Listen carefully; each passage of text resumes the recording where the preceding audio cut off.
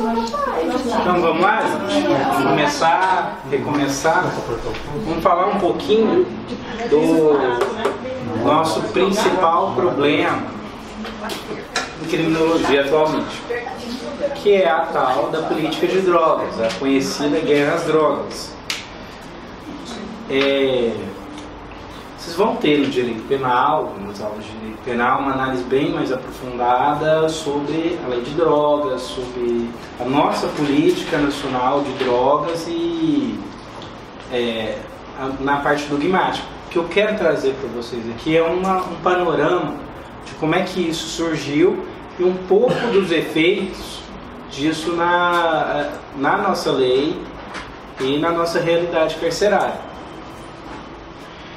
Até 1972, iníciozinho da década de 70, a droga ela não era um problema em si, né? Ela tinha lá, pessoal, alguém que abusava, que ia colar, você tinha uma venda ilegal, coisas desse naipe. Não sei se quem não assistiu, né? O Narcos, você via lá no início a polícia especializada em drogas era pouco prestigiada, corria atrás de ladrão pé de chinelo, de traficante pé de chinelo, e com problemas com maconha, esse tipo de coisa bem simples e controlável. Era um crime a mais. Mas chegou num determinado momento, especial com o desenvolvimento da cocaína, com alguns interesses econômicos que estavam surgindo ali, alguns políticos, em especial com a América Latina, a gente começa a criar todo esse aspecto da guerra às drogas. Você tem aqui o presidente Nixon, aqui, eu não sei se vocês têm tempo para isso, saco, mas tem aquele documentário da 13ª emenda do Netflix. Gente, vale a pena assistir aquilo lá. Ele tem como a questão da pobreza e da negritude nos Estados Unidos é muito forte, e a prisão também é a nova escravidão para o negro norte-americano, eu diria até que o brasileiro também, e isso aqui influiu demais, né, no todo o quadro caótico lá. Ele trabalha muito bem isso, esse panorama inicial. E a gente tem aqui também, ó, diferente das outras convenções da ONU, em que a gente está sempre brigando para fazer elas serem cumpridas, a gente tem toda uma elaboração puxada principalmente pelos Estados Unidos na ONU da política mundial para as drogas. E é uma política de criminalização, de banimento das drogas ilícitas e de completa rejeição ao uso. É algo bem moralista mesmo, né? Aquilo de proer, de coisas nesse sentido. Drogas, estou fora, eu digo não, não use. E criou-se a partir de 72 uma paranoia sem fim sobre isso, que as drogas eram perigosas, que as drogas tinham que ser banidas, que não existia forma de uso racional das drogas. Então, se a pessoa começava a cheirar cocaína, ela ia viciar. Que a cocaína tem tantos % de probabilidade de que você se torne um dependente usando da primeira vez. Usando um pouco dos fast fingers lá, que a gente comentou um pouco antes, e criou-se essa paranoia, foi se desenvolvendo ao ponto de que não se admitia de forma alguma o uso delas, ou mesmo o controle, o uso racional delas, porque se dizia que não existe racionalidade. A gente tem essa ideia de moralismo, e aqui naquele documentário da 13ª emenda, tem uma cena em que mostra o presidente dos Estados Unidos da época, Nixon, e a primeira-dama, né, fazendo um apelo para a proteção dos nossos jovens, para a proteção das nossas famílias contra esse mal que recaiu sobre nós. Desenvolvendo isso, principalmente com o fim da Guerra Fria, a gente tem essa política de guerra. Os Estados Unidos, eles sabem enfrentar um inimigo se ele tiver um corpo, se ele tiver um país, se ele tiver uma tropa em frente. É essa lógica, é uma lógica militarizada, inclusive. Com as drogas não foi diferente. A gente criou o inimigo.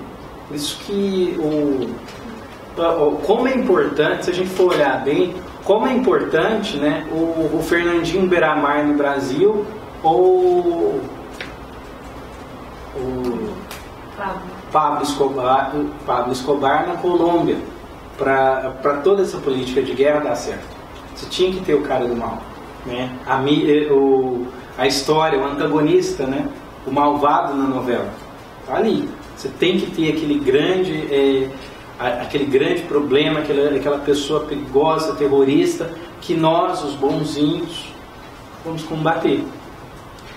E é assustador a forma como foi financiado tudo isso. O traficante na América Latina é um novo comunista.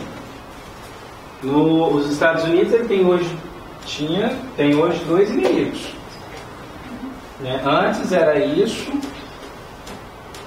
versus isso acabou. Esse aqui precisa de um novo inimigo. Como é que você faz guerra sem um inimigo? Lá no Oriente Médio, eles acharam os terroristas. Eles criaram, né? Inclusive eles financiam. Daesh, o ISIS, foi financiado para derrubar o governo da Síria. Não derrubaram o governo da Síria, mas estavam ali. Eles tem armamento e financiamento a Deus dará para acabar com o ISIS. Mas aqui na América Latina, por exemplo, a gente não tem isso. Não tem terrorista, não tem ninguém explodindo torres gêmeas nos Estados Unidos, ninguém é islã, não tem uma religião muito diferente. O que tinha? Tinha droga. Tinha algo que era controlável, depois deixou de ser. Então aqui a gente tem os traficantes. A gente tem Colômbia, a gente tem Peru, a gente tem Brasil, em que é preciso trazer toda uma inteligência militar, inclusive, e se necessário até apoio tático, direto mesmo, para influenciar, para vencer a batalha. E prestem atenção, né? Qual que é o maior consumidor de drogas no mundo? Está aqui, ó. Então, um dos maiores consumidores são eles. Só que o problema, segundo eles, está aqui na América Latina. Aqui eles produzem. Ó, se não produzisse, teria quem consumir. Quando querem criminalizar o consumo, eles já invertem, né, a história. Se ninguém consumisse, ninguém comprava, então ninguém produzia. E, na verdade, o tráfico de drogas, o que ele é? Comércio. É um comércio que foi criminalizado. Dá certo isso? Historicamente a gente já viu que não. Mas nessa época aqui em 72, eles sabiam que isso não dava certo. Principalmente nos Estados Unidos.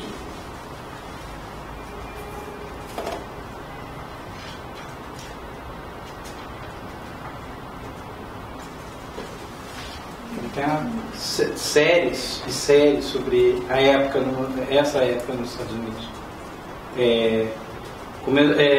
Toda a violência que se atribui às drogas aqui no Brasil hoje, toda a criminalização, todo tipo de problema, o uso abusivo, era a mesma coisa na época da lei seca, mas resolveram de novo partir para aquilo, né?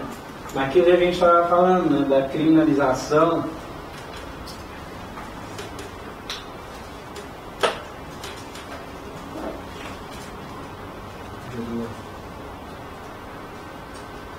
Então, os assuntos vão se encaixando.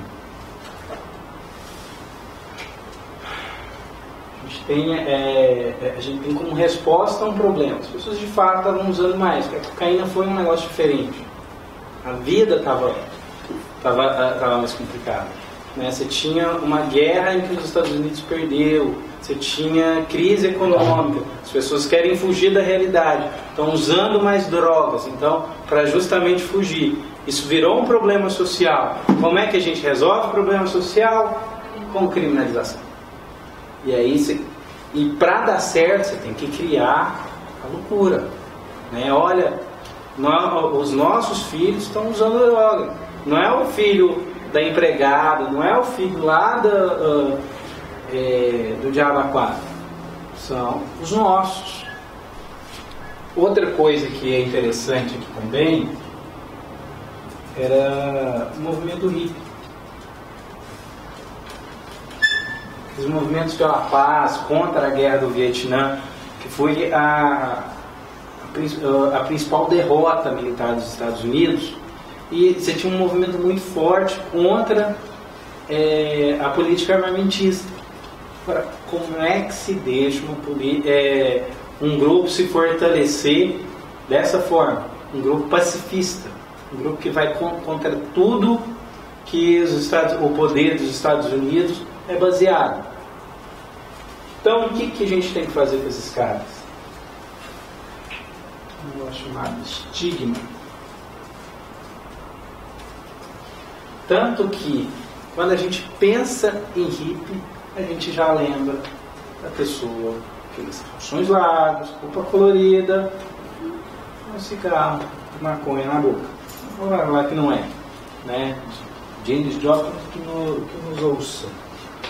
E aí, só que assim, a maconha seria só um cigarro, né? Não é um problema em si, então que ninguém vai olhar mal pro hippie por isso.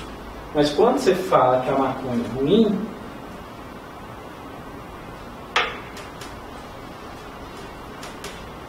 o que o hippie vira? Pessoa ruim.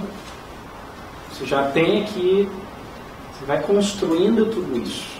Né? Você tem necessidades além da pena. Você não está querendo prevenir nada. Você não está querendo ressocializar ninguém. Você está querendo criar esses estímulos. Samuel, e nos Estados Unidos, o boom do uso, você sabe dizer como é que se deu? Olha, eu sei que já era muito forte a questão da maconha lá, e aí depois vem na década de 70, depois começa lá em meados de 70, início de 80, a questão da cocaína, né? Tem um filme Panteras Negras que eu não consigo me lembrar bem agora, mas parece que se coloca muita droga nas periferias por conta do movimento negro. Isso. Tá. Você coloca heroína, cocaína.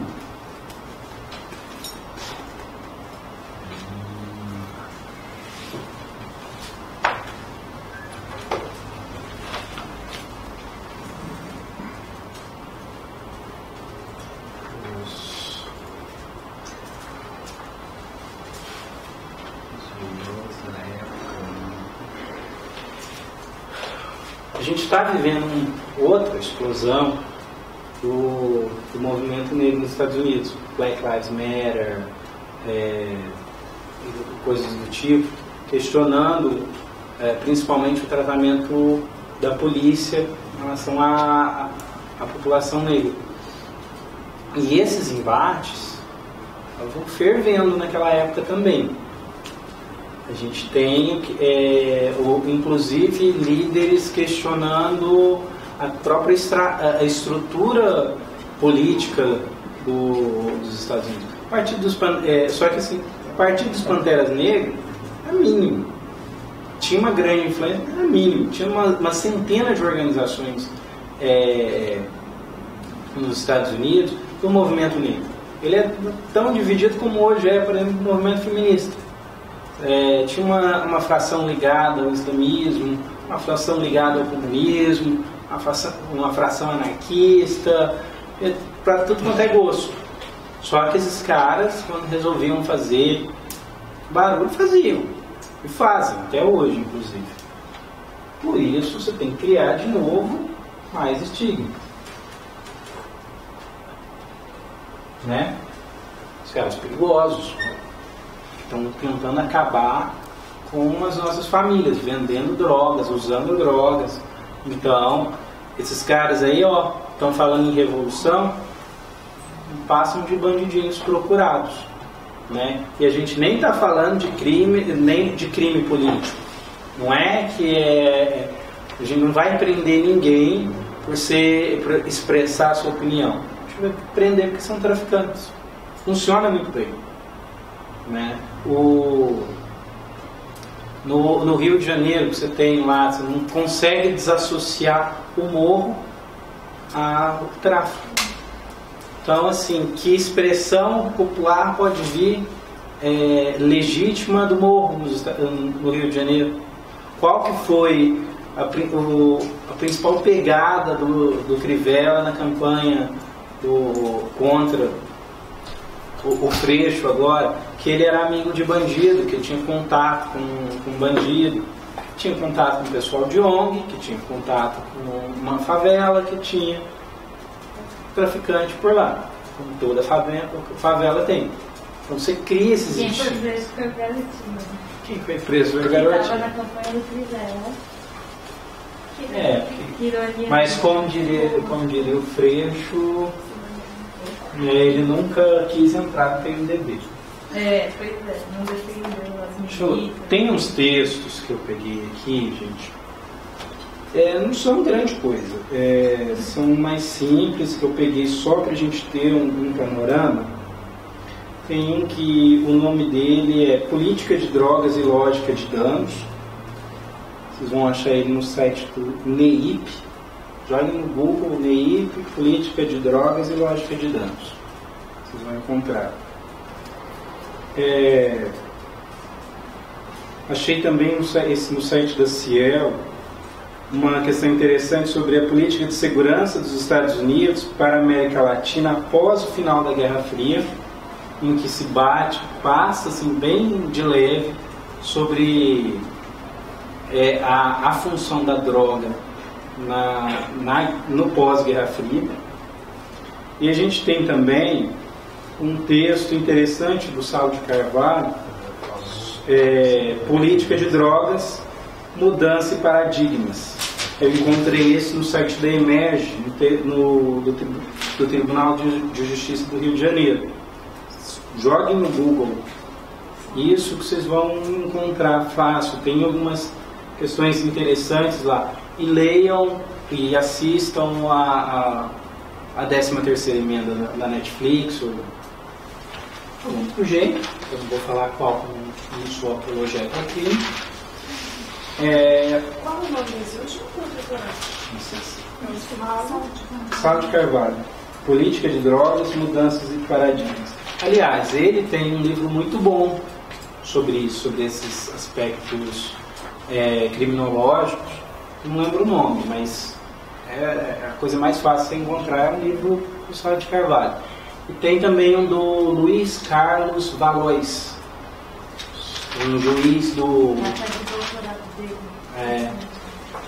um juiz do Tribunal de Justiça do Amazonas, que inclusive aquilo que a gente estava discutindo antes da questão da mídia, da criminalização de quem respeita os direitos fundamentais, ele sempre teve uma postura bem crítica quanto ao processo de drogas.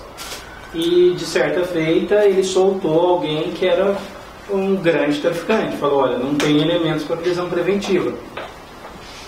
Daí, a imprensa já colocou que ele era mancomunado com aquela organização criminosa. E ele está respondendo até hoje um procedimento na corregedoria em que pedem, inclusive, a aposentadoria dele. né, que é administrativamente a sanção mais grave para um juiz. Professor, esse do Luiz Carlos é aquele que ele lançou recentemente? Isso, é isso aí. Olha só, tem um trecho aqui desse primeiro livro que eu citei para vocês que é interessante. A postura estadunidense torna a forma de combate direto às drogas ilícitas com Nixon, o que significa a identificação por parte do governo dos Estados Unidos de países produtores e países consumidores dessa substância. Essa distinção mostrou-se uma hábil estratégia de política externa, pois identificava países fonte e, portanto, agressores, e países-alvo, vítimas de subterrâneas máfias globais. Nesse quadro binário tão próprio das políticas estadunidenses, o Sudeste Asiático se encarregava da heroína, assim como o México e o Caribe incumbiam-se de projetar maconha dos Estados Unidos. Na América do Sul, uma droga bastante marginal desde os anos 20, a cocaína passava a substituir a marihuana nos negócios ilícitos dos traficantes locais. Vocês veem que os Estados Unidos foram, para manter, em parte, para manter a sua dominação global, agora que se esfacela o inimigo comunista, vai criando, olha, lá no Sudeste Asiático, o povo planta pola, essas coisas assim, produz heroína e vende para nós. E traz a máfia chinesa para cá para vender aquilo. Que os latinos usem maconha e cocaína. E tem um tal deles lá, um tal de Pablo Escobar, inclusive manda toneladas daquilo pra gente. Somos as vítimas, coitadinho de nós. E aí começa a se promiscuir, inclusive nas políticas de cada país. Quem acompanhou aquela série Narcos vê que a principal reivindicação do cartel de Medellín era proibir a extradição para os Estados Unidos. Agora, pensem nisso. Olha, um brasileiro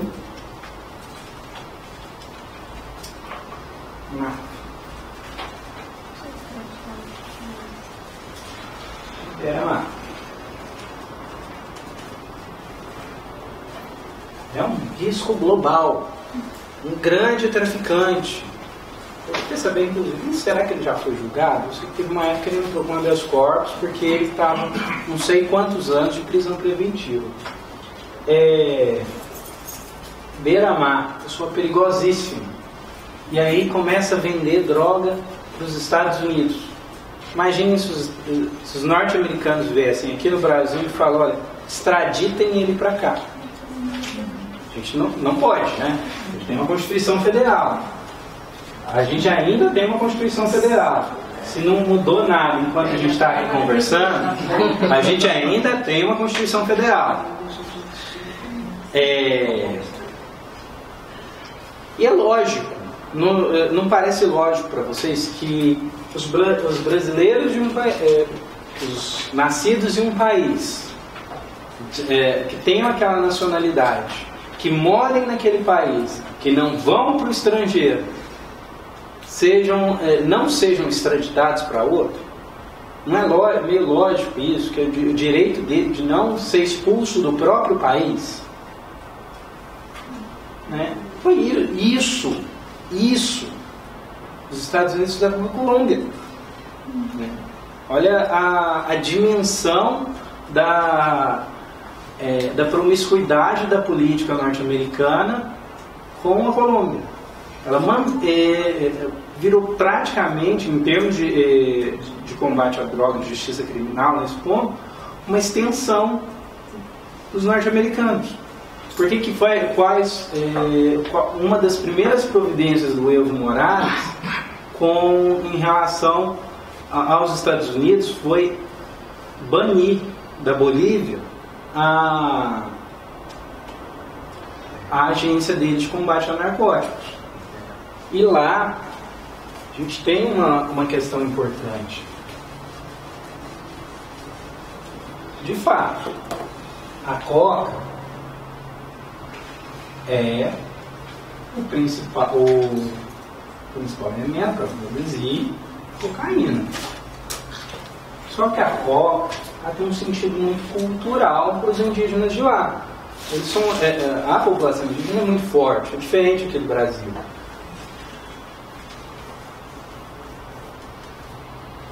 Para a política de drogas, isso aqui não interessa. Não interessa se isso aqui é importante ou não. Se a gente tem que... se tem todo um estado, um estudo aqui. Pô, produz cocaína, acabou, não tem que conversar mais sobre essa coisa. Né? É isso que a política de drogas diz. Essa mudança de paradigma que se deseja, principalmente aqui na América Latina, e tem começado a se desenvolver nos Estados Unidos, inclusive com a descriminalização da maconha, em alguns estados lá, é que isso aqui importa. Que isso aqui importa. Que isso aqui importa. Que isso aqui... Porra, é o lazer da pessoa, a intimidade da pessoa, o medicamento da pessoa, a cultura da pessoa. Não pode ser reduzido a isso. Os abolicionistas, o Husman fala isso muito. Os problemas, tudo, a complexidade do mundo é reduzido muito ao crime.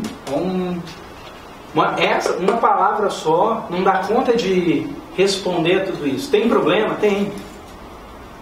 Agora, quem é que vocês querem proibir a uva? Porque produz vinho. Imagine, vamos proibir as bebidas alcoólicas. Aí agora não se pode produzir mais uva. Mas uva... Aí hoje em dia se diz que a uva faz muito bem para a saúde. Né? Agora, imagine se o moralismo pegar nessa parte.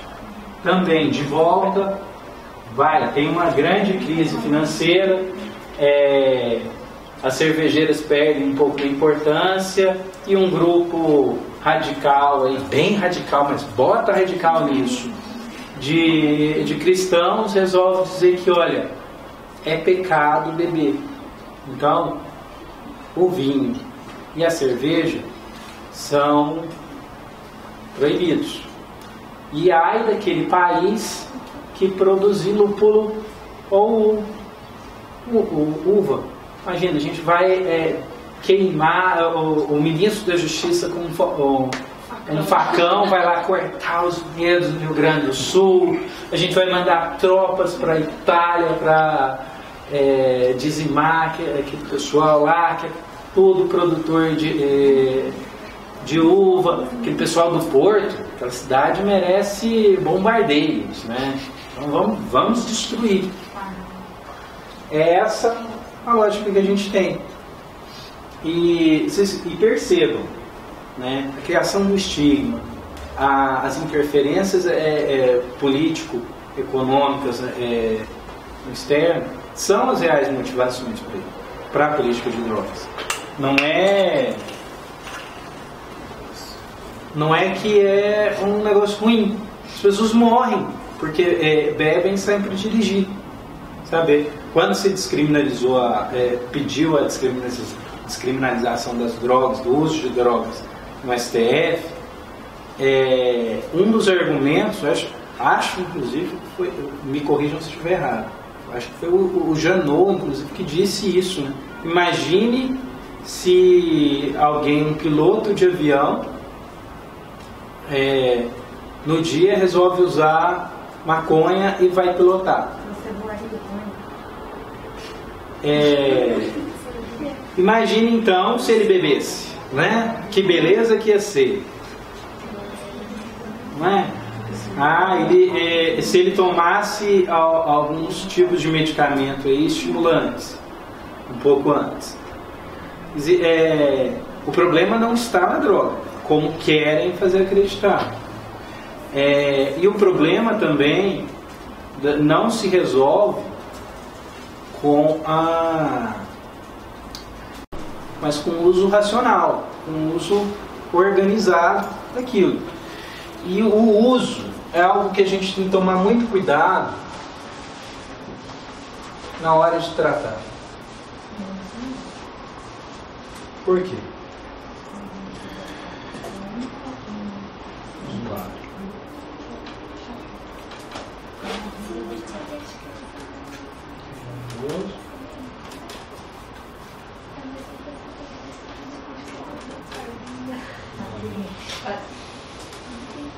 Ó, esse estigma aqui, a gente está começando a vencer. Esse aqui, ó, do usuário criminoso. A gente evoluiu bastante. A gente tem uma lei que proíbe a prisão do usuário. A gente evoluiu muito sobre isso. Tá? Tanto que a pessoa não pensa mais no usuário enquanto um criminoso, não diretamente. Tem que ter algum outro elemento junto. Lá, aí ele é usuário negro favelado. Aí ele é o criminoso. Só usuário não. Não. E ele é o quê? Ele pode ser um doente.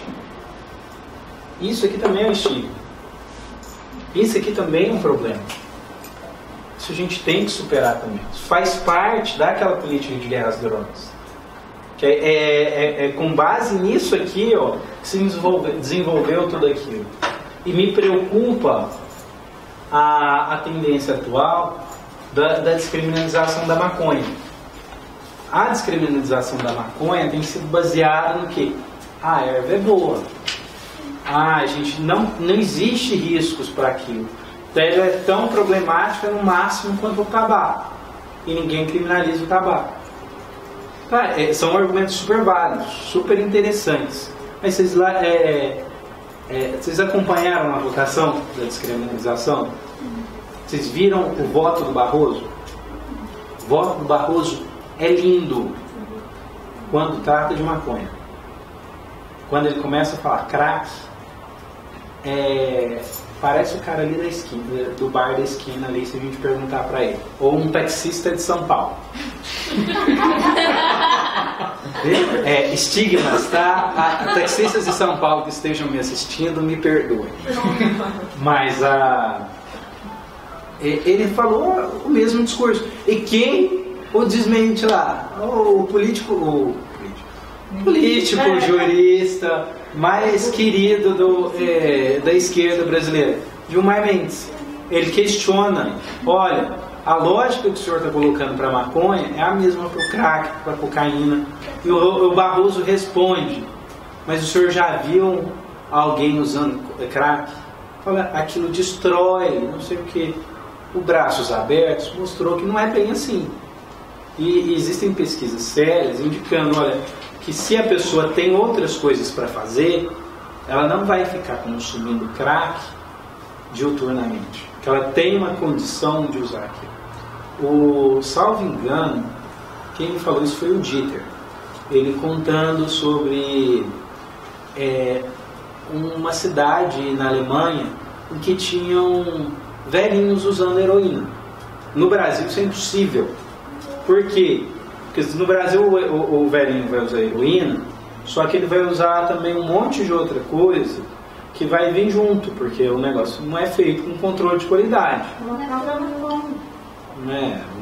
A própria maconha, a cocaína. Eu peguei nesses dias um processo em que eu fiz uma baita de uma defesa sobre um monte de argumentos, só que eu tinha esquecido de olhar o laudo de exame toxicológico. E o promotor também esqueceu. E a gente lá debatendo, 1 hora quase, os dois discutindo o caso. Aí, de repente o juiz fala: doutores, vocês olharam lá o toxicológico definitivo? Aí eu falei: olha, não, que eu passei correndo, eu vi só o promotor. Pois é, eu vou dar remissão para ele, porque... Aí eu olhei: pera aí, pai, na Port Royal, ele... pelo menos a parte que analisaram aqui já estava tão impura que a pessoa está consumindo, não sabe-se lá o que ela está consumindo, cocaína não era. Né? Tem muitas brigas, gente, ela vai pesar. Não, tanto que assim, um adolescente em Barretos falava que eu ia, perguntavam para ele: onde você arruma essa droga? Aí o cara não ia falar, eu comprei de fulano de tal, mas não ia morrer. Ele fala, não, eu comprei em Ribeirão. Aí eu promotor perguntou, por que você foi lá em Ribeirão comprar droga? Aqui não tinha? Ele falou, não, lá em Ribeirão é mais pura. O produto é de melhor qualidade. Isso não dá para fazer com a política de drogas atual. Por quê? Porque a política de drogas ainda tem estigma. Se não é para o usuário criminoso, ele ainda é doente. Então ele tem que ser internado. E que essa é a principal política paulista. A paulistana ainda teve alguns avanços. Mas a principal política paulista para o usuário problemático. E isso aqui é algo que o Mathiesen vai falar. Quando o Mathiesen vai falar da abolição, ele fala que a gente tem que tomar cuidado para não se abolir uma forma de sanção e criar outra com os mesmos efeitos, mas com um nome diferente. Você cria o internado, você cria o doente e manda ele internado, até com a restrição da liberdade do mesmo jeito. Claro, gente, existem casos que é preciso. Eu sou defensor público, eu não vou discutir um laudo de um psiquiatra, se a pessoa tem que ser internada ou não. Não dou conta. O que eu tento fazer na minha comarca é criar outros estimular os médicos a pensarem a política deles de tratamento e estimular outras situações, como por exemplo o que a lei antimanicomial do Brasil pensa e os desdobramentos dela para isso, a política dos CAPs, que a gente não tem ela, principalmente no interior, consolidada. Mas preeminentemente o que a gente tem é esse estigma que não foi vencido e que eu acredito que esse movimento que está vindo dos Estados Unidos para a descriminalização da maconha não vai acabar. A gente pode acabar com o problema da maconha, mas a gente não está enfrentando o cerne da política de drogas. O cerne da política de drogas é direito penal, não serve para proteger ninguém, serve para causar mais violência.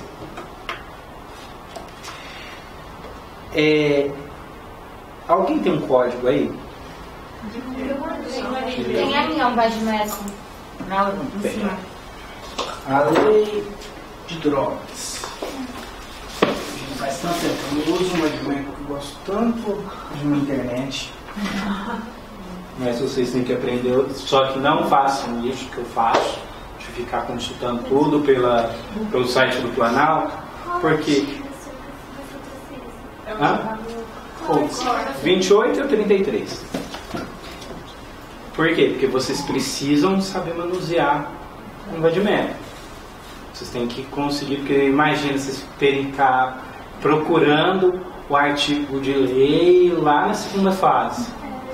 A prova é extensa pra caramba e o tempo é mínimo. Vocês têm que escrever uma peça e responder 8 questões. Dá medo? Vocês vão ver quanto medo vocês vão sentir um dia antes da prova. É assustador. Tenho calafrios até hoje. Mas consegue ler aí em voz alta o 28 pra gente? Os incisos também ou só o caput? Só o caput. Quem adquirir, guardar, tiver em depósito, transportar ou trouxer consigo para consumo pessoal drogas sem autorização ou em desacordo com a determinação legal ou regulamentar, será submetido às seguintes penas. Agora leia o caput do 33. Artigo 33. Importar, exportar, remeter, preparar, produzir, fabricar, adquirir, vender, expor à venda, oferecer, ter em depósito, transportar, trazer consigo, guardar, prescrever, ministrar, entregar a consumo ou fornecer drogas, ainda que gratuitamente, sem autorização ou em desacordo com determinação legal ou regulamentar.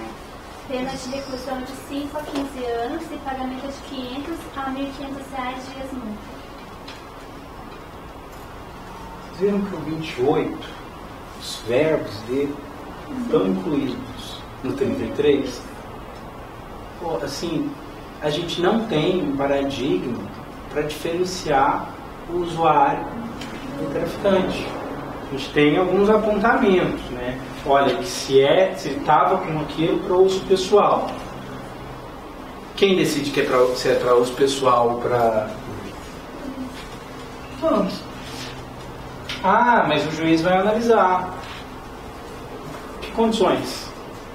Ele vai ouvir o policial vai falar, olha, ele estava com a droga embalada para venda. Só que eu acho que quando você compra um macarrão no supermercado, você não abre ele lá, porque ele já começa a pegar os fios e para levar para casa, né? Você compra ele, você pega do mesmo jeito que te venderam. Assim também é com a droga. Você não necessariamente você vai consumir ela naquele momento. Comprar uma determinada quantidade para consumir em casa, até para evitar um beco ou uma região diferente. Você pode estar... O pessoal pode ter corrido lá, ter sobrado só o mané que não tem experiência com a polícia, e tá lá um monte de droga parecida com aquela que você comprou, e aí você tem uma quantia em dinheiro em notas diversas que indicam que você é traficante. 30 reais. Você tem 30 reais em notas de 10, 5 e 2. São notas diversas. Então tudo aponta que você é o traficante. E quem decide é a polícia. Essa confusão é própria também da política de guerra. Porque, por exemplo, quando vocês pensam na guerra do Iraque ou do Afeganistão, a gente vai pensar, olha, os Estados Unidos estão lá atirando nos soldados americanos, nos soldados afegãos. De vez em quando tem algumas baixas, assim como de vez em quando tem alguns erros na justiça criminal. Então, você não consegue diferenciar o afegão civil do militar. São todos terroristas. Você cria uma confusão ali para justamente qualquer coisa que for feita no direito penal ser chancelada depois.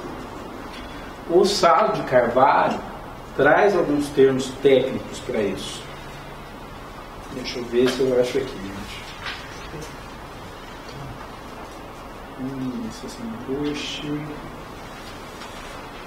Olha, a ideia central da minha fala foi a de expor os efeitos diretos da política criminal de drogas brasileira, visualizando os índices superlativos em encarceramento.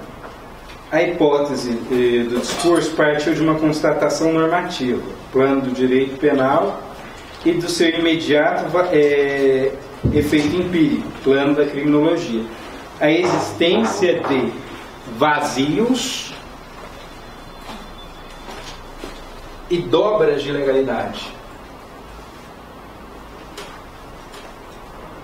Você vê que você não tem nenhum paradigma de quantidade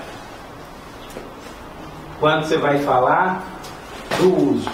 São vazios. Por mais, por exemplo, na infância, a gente tem uma coisa falando, não pode, a criança não pode ficar mais de 2 anos no abrigo, salvo se houver melhor juízo ou uma necessidade. Você sabe que existe um paradigma ali dos 2 anos, né? Por mais que possa se estender, ser diferente, bem, aqui no 28 você não tem nem isso. Tanto que o Barroso, no voto dele sobre a droga, ele propõe um critério lá. Não tem muito sentido. Ele propõe porque tem que ter um. E a dobra de legalidade. A gente repete verbo, repete conduta, e aí assim fica no subjetivo, né? Se é para uso, se é para venda, e se fica no subjetivo, o juiz vai decidir com base nos preconceitos dele, ou até, principalmente, com base nos preconceitos da polícia, que vai trazer toda a problemática. Não é? Essa questão de vazios aqui e dobras de legalidade acho que é um negócio interessante vocês procurarem, em casa depois e estudarem mais a profundo, porque é algo diferente que o Saulo de Carvalho traz. Vai que o examinador de vocês resolve dar um up na prova de criminologia e perguntar isso. Porque todo mundo sabe que a política de drogas dos Estados Unidos, da moralidade, dos efeitos políticos, blá blá blá. Agora isso aqui é pouco divulgado. Acho que é uma coisa interessante da gente ter noção. E é algo que, se você coloca lá numa questão de segunda fase, o examinador vai falar, olha, pelo menos tentar ler, ele tentou sobre o assunto, porque está trazendo uma informação bem aprofundada sobre a questão de droga, que vai além do senso comum. Sim, vocês vão ter no direito criminal mais sobre política de droga, tudo. Eu só vou aqui passar mais outras coisinhas. Vou ser até mais rápido agora.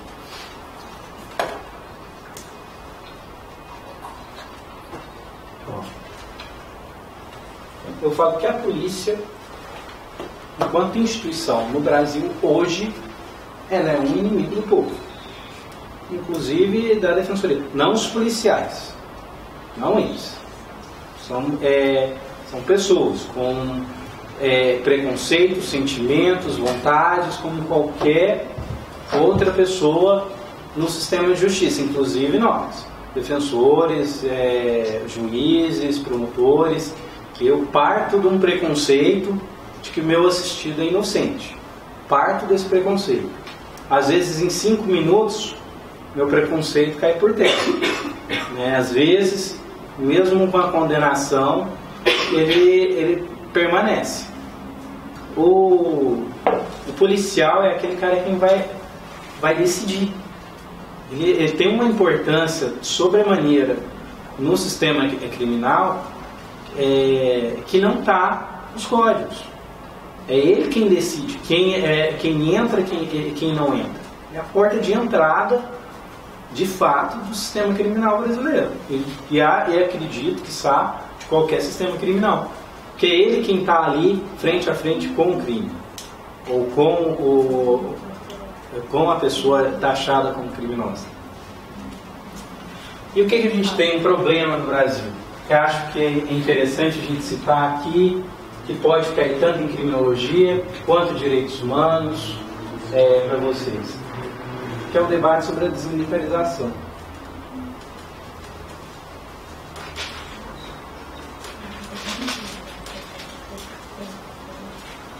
Quem fala que a desmilitarização não é necessária, que é um erro, diz que a gente vai diminuir a disciplina da tropa, a gente vai fazer uma construção histórica no Brasil que vem desde 1500 e cacetada até hoje, e que contra o crime é algo que tem que ter força.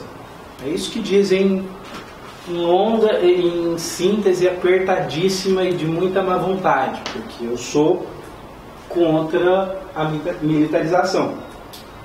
Quem é a favor vai falar que a gente precisa de uma polícia integrada, sob controle civil,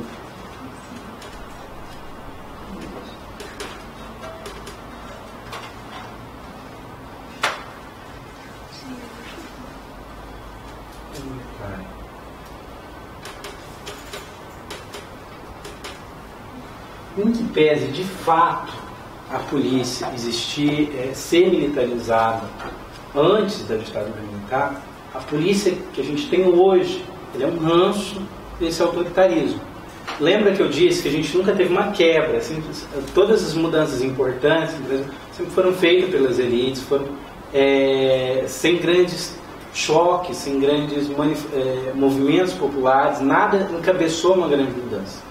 Isso continua até hoje, mesmo da ditadura para a redemocratização. A gente não teve justiça de transição. E aquela tropa formada para combater o inimigo interno da segurança nacional,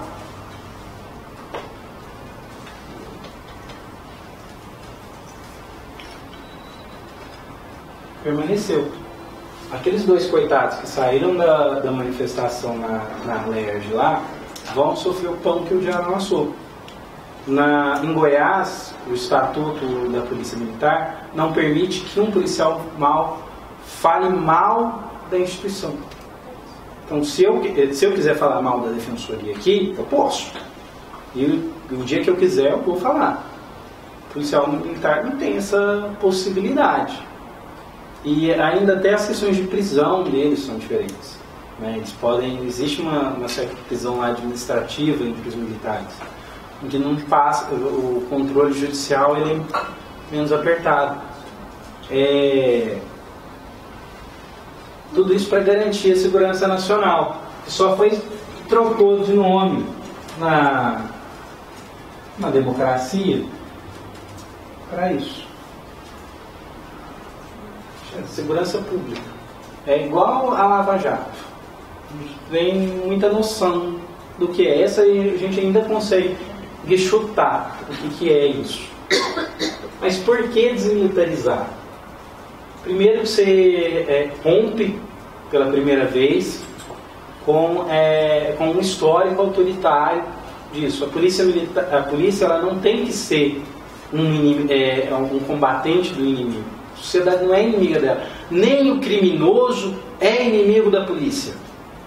O que a polícia faz deveria fazer, é a função dela, de evitar que o crime aconteça, que o prejuízo do crime aconteça e de levar essa pessoa à sua responsabilização penal. Não é um inimigo. É algo que acontece. Quando você nega, por exemplo, o atendimento a uma pessoa na Defensoria Pública, não é porque você não gostou dela, é porque ela não se encaixava em alguns requisitos.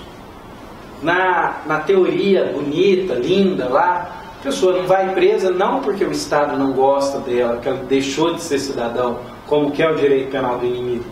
No Estado democrático, aquela pessoa cometeu um erro e agora tem que pagar pelo que fez.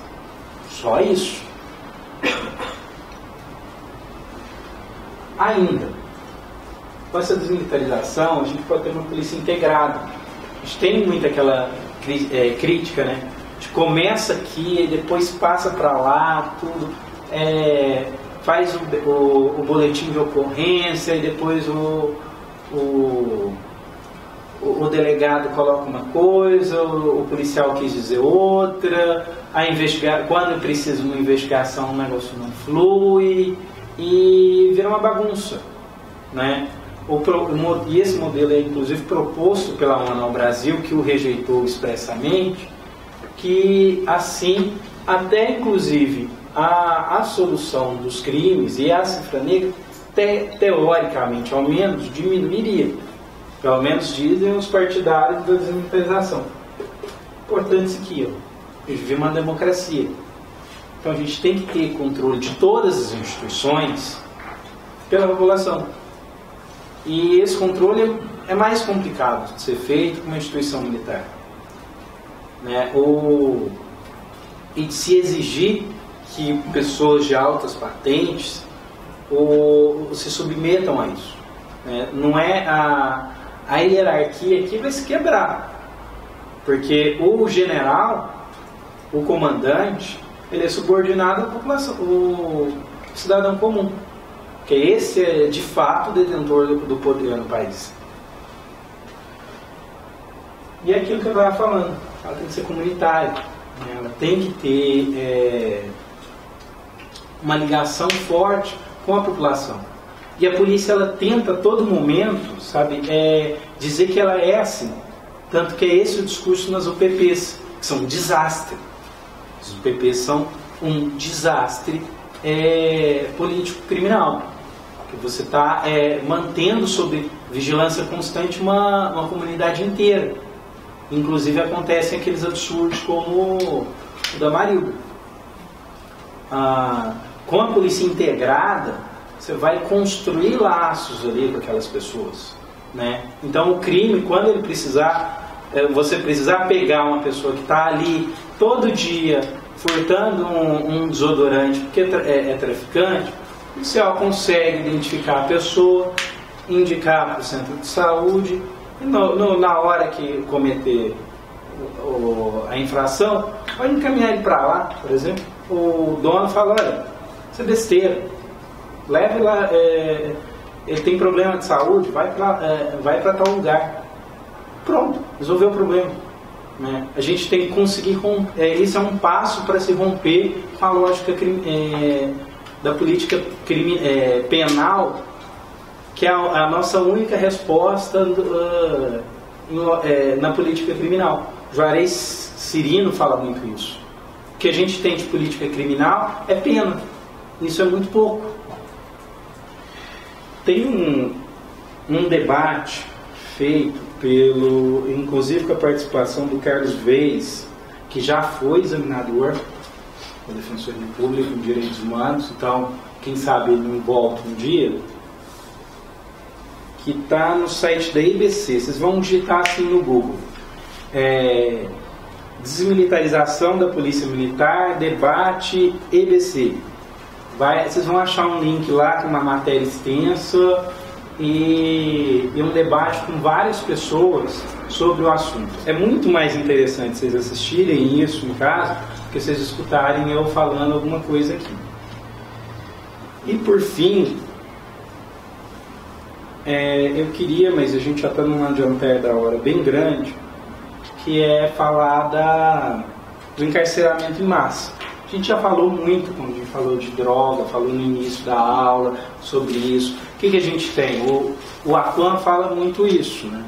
Que a gente tinha um Estado social, ou pelo menos um Estado caritativo nos Estados Unidos, e é alguma coisa parecida com isso no Brasil, com a Constituição de 88. E assim, o capitalismo precisa de mais para responder às suas próprias crises. E a solução para isso era tirar esses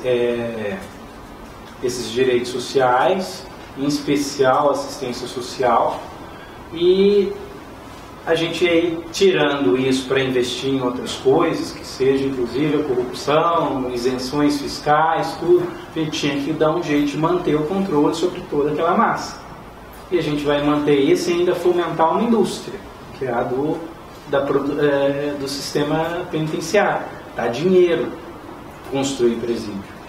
Principalmente aqui no Brasil, que a gente tem os nossos principais escândalos atuais são com empreiteiras. Dá dinheiro, principalmente lá nos Estados Unidos, administrar um estabelecimento prisional. Né? Além de você ganhar pela pessoa lá, ainda você pode fazer acordos para a pessoa trabalhar, produzir mais, ganhar menos que o salário mínimo, né? E ainda ficar feliz porque vai diminuir a pena. E nos Estados Unidos de maneira bem evidente, como a gente viu agora, mas aqui no Brasil também, e as mães de maio estão chamando, lembra daquela primeira questão lá que a gente resolveu hoje, a segunda questão, aquilo ali ainda tem um movimento social chamado Mães de Maio, em que elas discutem muito essa questão da criminalização da pobreza, e ela agora está se incluindo naquele programa, naquele trabalho nos Estados Unidos, naquelas organizações que são chamadas Black Lives Matter, né? A vida do pobre, a vida do negro importa. E acho que seria interessante vocês pesquisarem sobre isso. Eu só queria fazer menção aqui a duas coisas que o Aquan fala. Que ele fala disso, da ligação entre negritude e encarceramento em massa, até a questão do estigma que vocês levantaram aqui dos Panteras Negras. E ele fala, num momento aqui, sobre a questão dos corpos dóceis do Foucault. E o Foucault, não sei se vocês sabem, também era abolicionista, por óbvio, né? Ele que fala tanto de poder, não ia concordar com uma instituição como a carcerária. mas há outros sistemas mais elaborados, mais sutis e mais eficientes. De fato, a gente tem esses sistemas hoje, né? A gente tem monitoramento de câmera, a gente tem o Facebook, o Twitter, tanto que entre algumas organizações de esquerda existe uma certa paranoia, inclusive, em conversar pelo WhatsApp, porque todo mundo sabe que a NSA faz um controle geral das conversas na rede eletrônica. E aí, se quiserem, conseguem encontrar. Né? Dá trabalho, que é um controle milionário de pessoas? Mas é possível. Só que isso não aconteceu. A gente teve esses novos sistemas e a gente tem a prisão. E o Acon, ele fala. E na realidade, Foucault, ele se enganou. Hoje, em todas as sociedades avançadas, há 2, 3, 5, 10 vezes mais preso do que havia há 20 anos, quando ele escrevia Vigiar e Punir. Ele pensava que um modo de controle mais sutil de disciplina iria substituir a prisão. De fato, o que se observou é que há uma adição, há novos modos de controle social. É verdade, Foucault tem razão, que sobrepuseram os velhos modos de controle da prisão. Portanto, temos um sistema de controle que se apoiou simultaneamente sobre o encarceramento e sobre formas mais flexíveis e mais indiretas de controle social, através da escola, do emprego, da ajuda social, etc. O negócio está ficando cada vez mais complexo. E, assim, Deus sabe até onde isso vai parar. E sobre o encarceramento, o Brasil já é o terceiro. E do jeito que a coisa está, com essa crise econômica atual, a crise política que a gente está vivendo, não me espantaria se a gente ainda aumentasse. O duro é que a gente tem um concorrente muito forte nos Estados Unidos, né, que agora vai criminalizar ainda mais os imigrantes. Assim, é isso. Como eu disse para vocês no início, eu não sou um grande criminólogo, não sou um grande professor, eu só sou muito entusiasta desse projeto e eu espero de coração que todos vocês tenham muito sucesso, principalmente vocês que estão aqui, em casa, quem está sofrendo aí uma internet ruim, às vezes tendo que procurar a casa da namorada na madrugada, sob os olhares nervosos do sogro quando você tenta estudar. Mas eu queria trazer essas coisinhas diferentes de criminologia para vocês. Não cumprir com a promessa de ser mais rápido, né? Mas eu espero que tenha sido produtivo e muito obrigado pela paciência de vocês.